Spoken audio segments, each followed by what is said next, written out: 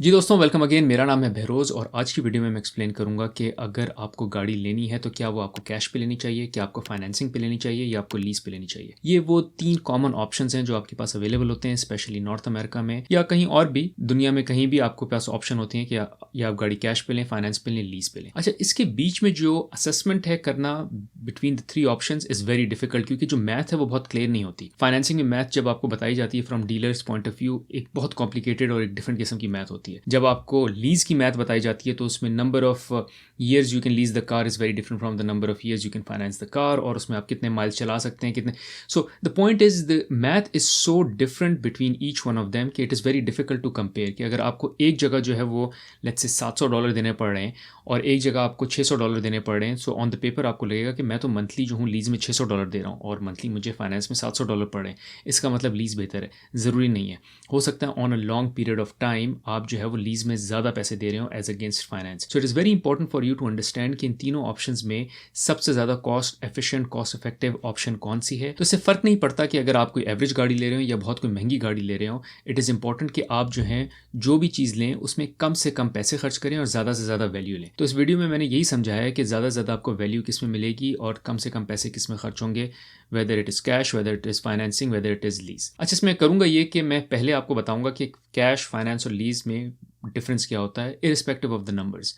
Technical difference क्या होता है। दूसरा फिर मैं बताऊंगा कि इनको अगर हम नंबर्स या मैथ के टर्म्स में कंपेयर करें तो इनमें से कौन सी ऑप्शन बेहतर है। और लास्टली जो है I will give you some additional tips के किन सिनेरियोज में irrespective of the numbers one option can be better than the other. So make sure you stay tuned till the end of this video. अच्छा, अब इसमें बात कर लेते हैं कि कैश, फाइनेंसिंग और लीज में क्या फ़र्क है। कैश में ये कि आपने जो है वो अगर लेट्स से गाड़ी की वैल्यू $30,000 है तो आपने $30,000 जो है वो डीलर को पे किया और अपने गाड़ी जो है वो उठा ली। वो गाड़ी जो है अब आप ओन करते हैं। उस गाड़ी को जितना लंबा चलाएं, जितना अरसा चलाएं, जितनी दूर तक चलाएं, जब तक चलाएं, ये आपके ऊपर है because it is in your ownership. आपने उसके पैसे दे दिए और गाड़ी अब अपने फुली ओन कर ली। दूसरा सिनेरियो ये कि आपने जो है वो फाइनेंसिंग कराई। अच्छा, फाइनेंसिंग में ये कि आपके पास पूरे $30,000 नहीं है या आप पूरे $30,000 अपफ्रंट देना नहीं चाहते गाड़ी के, क्योंकि आपको लग रहा है बहुत बड़ी अमाउंट है फॉर वन रीज़न।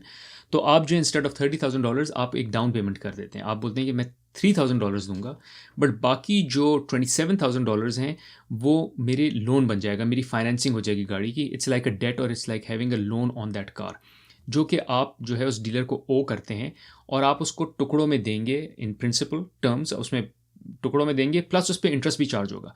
सो $27,000 अगर आपने डिसाइड किया कि मैं अगले 4 साल में जो हूँ आपको $27,000 वापस करूँगा, तो $27,000 तो आप वापस करेंगे, बट उस पर कुछ इंटरेस्ट भी लगेगा, वो भी वापस करेंगे, और ये मंथली पेमेंट्स की सूरत में होगा। सो हर मंथ आप जो है वो फाइनेंसिंग के चक्कर में एक पेमेंट करेंगे टू द डीलर, जिसमें आपका ओरिजिनल प्रिंसिपल अमाउंट शामिल होगा जो 27,000 का अमाउंट है, और उस पर कुछ इंटरेस्ट भी शामिल होगा। तो ये हो गई फाइनेंसिंग। अच्छा, इसमें आप गाड़ी कंप्लीटली ओन करते हैं। ये गाड़ी आप ओन करते हैं, उसको जैसे चलाएं, जितना लंबा चलाएं। अगर किसी को बेचना भी चाहें आप बेच भी सकते हैं, बट आपको वो लोन पहले उतारना होगा। लोन एक बार उतार देंगे तो आप बेच भी सकते हैं। इट्स लाइक यू को own the car, you don't completely own the car, you को ओन द कार, बट आप उसको जितना चलाना चाहें, जैसे चलाना चाहे, जितना लंबा अरसा रखना चाहे रख सकते हैं, एज लॉन्ग एज आप जो है वो मंथली पेमेंट्स कर रहे हैं। और जब आपकी सारी पेमेंट्स खत्म हो जाती हैं तब तो आपके पास कंप्लीट ओनरशिप है, तब आप उसको बगैर पूछे बेच भी सकते हैं। जो भी आप करना चाहे गाड़ी के साथ कर सकते हैं once you have the complete ownership, जो कि आपने जब लोन सारा दे दिया। अच्छा, तीसरी ऑप्शन है वो लीजिंग की है। लीजिंग में जो है आप गाड़ी ओन नहीं करते टेक्निकली, आप जो है it's like renting a car. तो आप उसकी एक मंथली फ़ी देते हैं उस गाड़ी की, और उसके बाद जो है आप उस गाड़ी को यूज़ करते हैं, लेके एक कॉन्ट्रैक्ट होता है। सो उसमें कॉन्ट्रैक्ट में होता है कि शुरू में आपको थोड़ी सी डाउन पेमेंट देनी होगी। जैसे $3,000 तो आपने देने एज ए डाउन पेमेंट, या फर्स्ट इंस्टॉलमेंट कह लें, या उसको कह लें कि इनिशियल पेमेंट आपने $3,000 दे दी। उसके बाद आप गाड़ी ले लेंगे और फिर आप गाड़ी की मंथली जो है वो रेंटल देंगे। वो रेंटल आप हर महीने देंगे। लेट्स से आपका कॉन्ट्रैक्ट है अगले 4 साल तक का। सो 4 साल तक आप हर महीने जो है वो रेंटल पे करेंगे, और जब 4 साल खत्म हो जाएंगे then you'll take that car back to the dealer, और आप वो गाड़ी पकड़ा देंगे डीलर को without any ownership at all. ना आपको जो है कुछ ऊपर से पे करना होगा, ना आपको कोई पैसे मिलेंगे। अब उसकी सर्टन कंडीशंस हैं कि ऑब्वियसली गाड़ी जो है वो एक अच्छी कंडीशन में आप वापस करेंगे, बिल्कुल ऐसे नहीं हो कि वो जो है वो बहुत डैमेज हुई हो। ऑब्वियसली इसमें कुछ स्क्रैचेस, कुछ हल्के फुल्की जो है वो वेयर एंड टेयर हो सकती है, बट ऐसा नहीं हो कि गाड़ी डैमेज हो।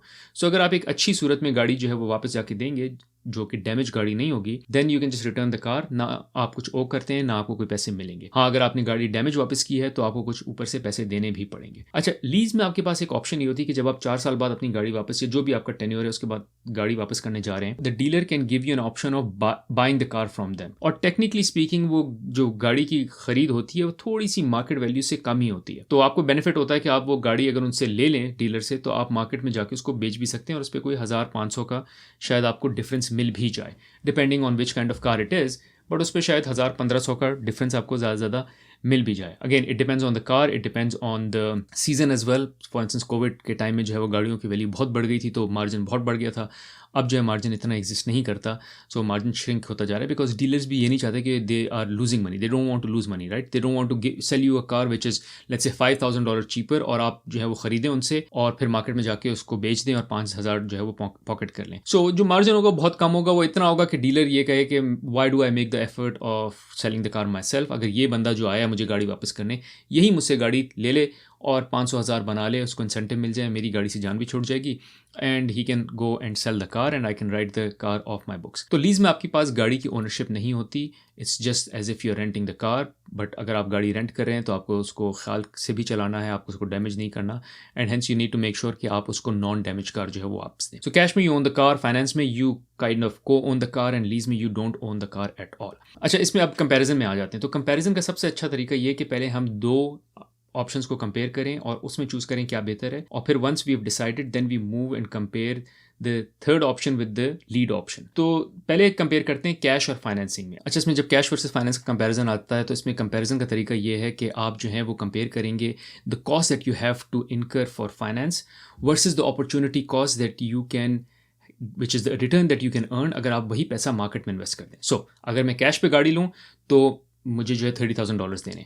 अगर मैं फाइनेंसिंग पे गाड़ी लूँ तो मुझे $3,000 डाउन पेमेंट करनी है, बट $27,000 मुझे नहीं देने। I can save that money.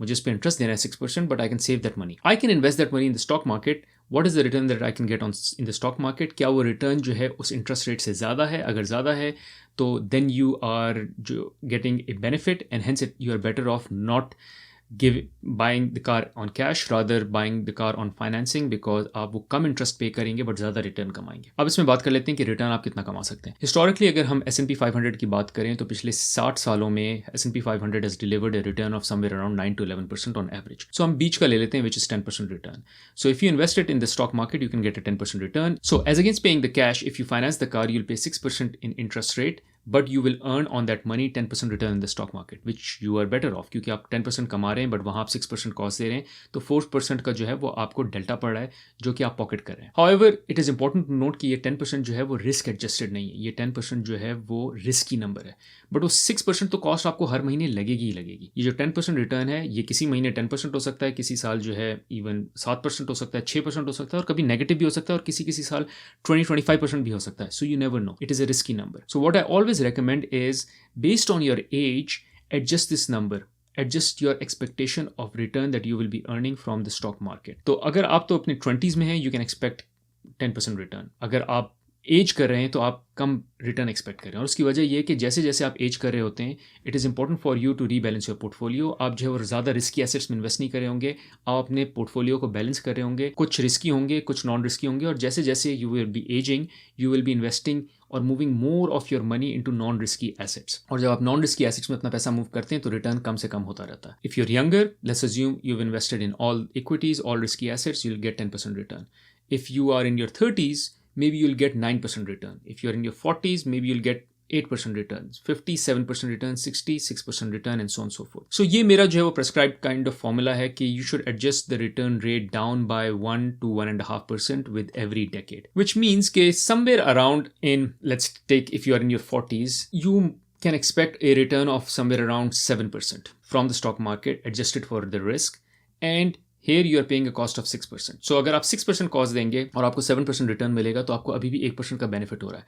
So maybe you are better off financing the car and not paying in cash, because you can use the cash, invest it in the stock market and earn around 7% return on it, which is again risk adjusted. तो आपने इसमें risk adjustment कर ली है कि अगर stock market ऊपर नीचे होती है you have more time to play with that money, or you've adjusted your portfolio in a way कि आपको 7% रिटर्न आ रहा है क्योंकि इसमें कुछ रिस्की एसेट्स हैं और कुछ नॉन रिस्की एसेट्स हैं. So based on your age you can make that decision. Now if you're in your 20s then the decision is very clear. आपको स्टॉक मार्केट में 10% रिटर्न मिल जाएगा, you assume high risk return, plus आपको जो financing cost देनी पड़ी है वो 6% देनी पड़ी है, तो आपके पास 4% का डेल्टा है. So it is a huge margin for you to say कि यार मैं जो हूँ कैश नहीं दूंगा, I get the car on financing. So ये डिफरेंस हो गया कैश वर्सेस फाइनेंसिंग का. सो अगर कभी भी आपके पास ये सिचुएशन हो कि कैश पे लेना है, फाइनेंसिंग पे लेना है, so always look at the rate of return versus the interest that you will pay, and the rate of return you can earn from the market that you believe should be higher than the interest rate that you're paying. And if that is the case, then you can go ahead and finance the car as against paying cash. इसी scenario में अगर if you are in your 50s, then I would say कि आपका risk adjusted return should be somewhere around 6%. यहाँ आपको financing में भी 6% देना पड़ रहा है, वहाँ 6% रिटर्न मिल रहा है. It is better that you just pay the cash and not buy the car on financing. और 50 से अगर आप और older हैं तो very clear that you should simply pay cash and not buy the car on financing because the return that you will be making in the stock market will be far less. अच्छा, अब हम एक example ले लेते हैं जो हमारे पास यहाँ गाड़ी की एग्जाम्पल है, वो है RAV4 की फ्रॉम टोयोटा. तो यहाँ जो डिस्काउंटेड प्राइस है after all the discount is 41,078. So we will use this amount as our base amount, जो कि अगर आपको कैश देना होता तो आपको 41,078 देना होता. यह है कैश के सिनेरियो में. So simply in cash you पे $41,078 and you own the car all together. अब अगर हम फाइनेंस पे क्लिक करते हैं तो फाइनेंस में हमको डाउन पेमेंट देनी है 4,108 की, which is somewhere around 10% down payment. और यहाँ जो हम ऑप्शन सेलेक्ट करेंगे वो सेलेक्ट करेंगे 60 मंथ्स की, जिसमें जो APR आ रहा है इज़ 5.99%. सो 5.99% आपको जो है वो इंटरेस्ट देना है और ये 60 मंथ्स तक आपको ये पेमेंट्स करनी है और उसके बाद you will own the car all together. So 795 में आपकी प्रिंसिपल अमाउंट भी शामिल है और आपकी इंटरेस्ट पेमेंट्स भी शामिल हैं, and after 60 months the car will be fully paid and you can completely own the car. अब मैं कंपैरिजन करके बताऊंगा बिटवीन फाइनेंस एंड लीज के असल में आप कितने पैसे दे रहे हैं. यहाँ तो आपको सिर्फ 795 नज़र आ रहा है, बट आपने 41,078 के ऊपर और अपने कितने पैसे दिए जो कि इंटरेस्ट के पैसे हैं, वो नज़र नहीं आते हमको, वो आपको कोई डीलर बताएगा नहीं, but it is very important कि आपको समझ आए, तो वो उसमें मॉडल में समझाऊंगा. And by the way I will also leave the link to the model in the description of the video, तो अगर आपको मॉडल यूज़ करना है तो आप वो भी यूज़ कर सकते हैं. अच्छा, अब हम आ जाते हैं लीज़ पे. अच्छा, लीज़ पे जो थोड़ा सा चैलेंज ये कि एक तो लीज़ में माइलेज का डिफरेंस आ जाता है कि आपको अपनी गाड़ी की माइलेज क्या रखनी है, 10,000 से कम रखनी है एवरी ईयर, या 12,000 से कम रखनी है, 15,000 तक रखनी है, 18,000 तक रखनी है. यहाँ मैंने 12,000 यूज़ किया है because I think 10,000 is very less, at least for someone like me. मेरी जो है वो mileage is somewhere between 12 to 15,000 miles, but मैं यहाँ जो हूँ वो 12,000 माइल्स यूज़ कर रहा हूँ just for the sake of ease. 15 नहीं करा, अगर मैंने खुद गाड़ी लेनी होती मैं 15 एज्यूम करता, but 12,000 is I think good number. और यहाँ जो हम सिलेक्शन करेंगे नंबर ऑफ़ मंथ्स की, वो मैं 48 कर रहा हूँ. वहाँ हमने 60 किया था, यहाँ 48 कर रहा हूँ because I also want to make an apples to apples comparison. तो ये 4 साल पे 607 हैं, वो 5 साल पे जो है 700 समथिंग था. So it is very difficult to do the math, right. So this is exactly what I will tell you and explain to you कि किस तरह से आप दोनों को आपस में कंपेयर कर सकते हैं and make sense out of the numbers. क्योंकि अगर आप किसी डीलर के पास बैठेंगे तो you can never compare the 607 का number with the number of 795 because 795 60 months पे, ये जो नंबर है आपके पास ऑफ 607 ये 48 मंथ्स पे, दे आर नॉट कंपेरेबल. अच्छा, लीज़ की सूरत में भी हम इनिशियली कैश डाउन देंगे 4,108 का, बट लीज़ में आप हर महीने $607 देंगे और after 48 months you will just return the car and you will have an option of buying the car at the residual value. जो भी रेजिडुअल वैल्यू वो आपको बताएंगे. सो यहाँ उन्होंने रेजिडुअल वैल्यू बताई नहीं है, so we'll have to guess that number. So अब मैं आपको कंपैरिजन करके बताता हूँ कि अगर हमने कंपेयर करना है लीज वर्सेस फाइनेंस. सो लीज वर्सेस फाइनेंस के लिए मैंने मॉडल बनाया है जिसमें जो पहला सेगमेंट है that is about financing. So in financing what you will have is you have the car value, you have the down payment और आपका इंटरेस्ट रेट इज़ 5.99. तो पहले साल जो आपका बोरोड अमाउंट है वो है 36,970 विच इज़ 41,078 माइनस 4,108. तो ये आपकी बोरोड अमाउंट है, तो आपको इस पे इंटरेस्ट पेमेंट देना है. आपकी मंथली पेमेंट है 795 विच मीन्स आपका पहले साल का जो प्रिंसिपल होगा वो 610 होगा और इंटरेस्ट पेमेंट होगी 185. And we will take it all the way down to 48 months. अच्छा, यहाँ मैंने 60 मंथ्स तक नहीं किया, ऑल्दो हमारी फाइनेंसिंग की ऑप्शन 60 मंथ्स की थी.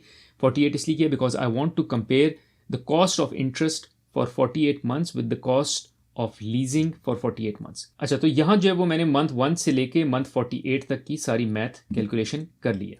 अब आ जाते हैं हम लीज पे। लीज पे जो है आपकी अमाउंट थी 41,078, डाउन पेमेंट वही है 4,108 और मंथली आपको 607 देना है। अब ये जो कंपैरिजन कैलकुलेटर है उसमें क्या है, उसमें हमारे पास वैल्यू ऑफ द कार है इन फाइनेंस, बिकॉज ये गाड़ी तो आप ओन करते हैं, तो आपने जो है वो 41,078 जो है वो तो गाड़ी के देने ही देने।